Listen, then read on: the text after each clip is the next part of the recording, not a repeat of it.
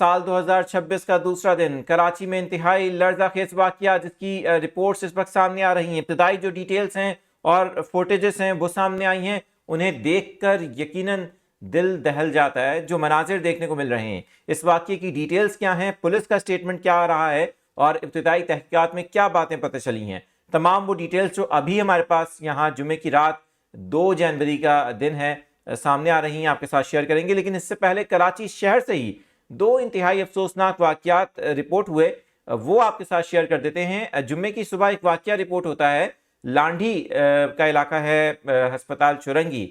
वहाँ पर एक लड़की जो मुलाजमत करती थी एक फैक्ट्री के अंदर, मुकामी फैक्ट्री में, और वो अपने घर जा रही थी, एक ट्रॉलर की जद में आती है।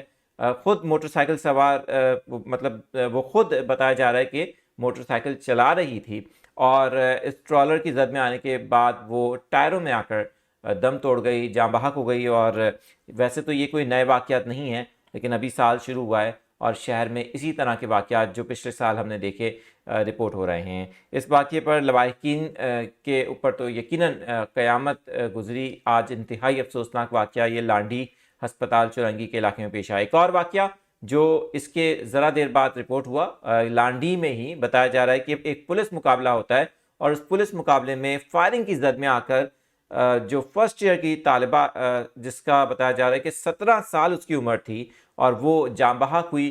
कोमल नामी ये 17 साला तालिबा रक्शे में जा रही थी जब पुलिस मुकाबले के दौरान फायरिंग की ये जद में आई।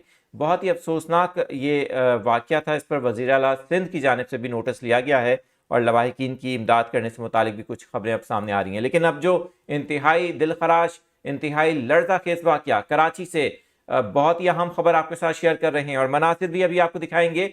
इस वाक़ये से मुतालिक इब्तदाई मनाजिर सामने आए और वहीं पर पुलिस का स्टेटमेंट भी सामने आया है। ये खबर है कराची माय कलाची के करीब, बताया जा रहा है कि झाड़ियों में मेन होल से 4 लाशें मिली हैं। ये मनाजिर आप स्क्रीन पर देख रहे होंगे।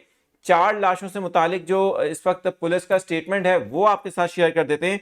ये माजरा है क्या और इस खबर से मुतालिक जो डिटेल्स हैं वो क्या हैं। बताया जा रहा है DIG साउथ असद रजा का कहना है कि मरने वालों में एक मर्द, 2 खवातीन, एक बच्चा शामिल हैं।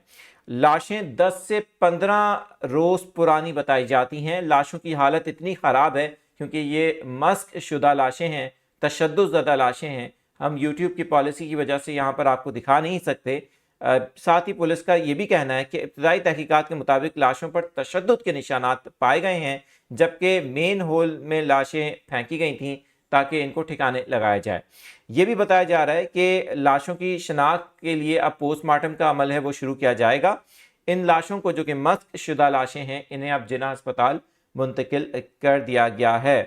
वज़ीर आला सिंध की जानिब से इस वाक़ये का नोटिस लिया गया है और फौरी तहकीकात का भी हुक्म दे दिया गया है। ये भी बताया जा रहा है कि इस वाक़ये से मुतालिक अभी ये कहना कबल इस वक्त होगा कि क्या इन अफराद को किसी ज़ाती दुश्मनी की वजह से इस तरह से बेदर्दी से कत्ल किया गया या इसके पीछे कोई और वजह है। ज़ाहिर है कि तहकीकात होंगी तो खुलकर बात सामने आएगी। इस हवाले से ये भी बताया जा रहा है कि इस वक्त पुलिस की टीमें वहाँ पर, जैसे कि मनाजिर भी आप देख रहे हैं, मौके पर मौजूद हैं। इन लाशों को ईडी के जो रज़ाकार हैं उनकी जानिब से वहाँ से रेस्क्यू करने के बाद अब हस्पताल भी मुंतकिल कर दिया गया है। खबर से मुतालिक मज़ीद जो डिटेल्स हमारे पास आएंगी वो भी आपके साथ शेयर करेंगे। देखते रहें News 24/7 उर्दू।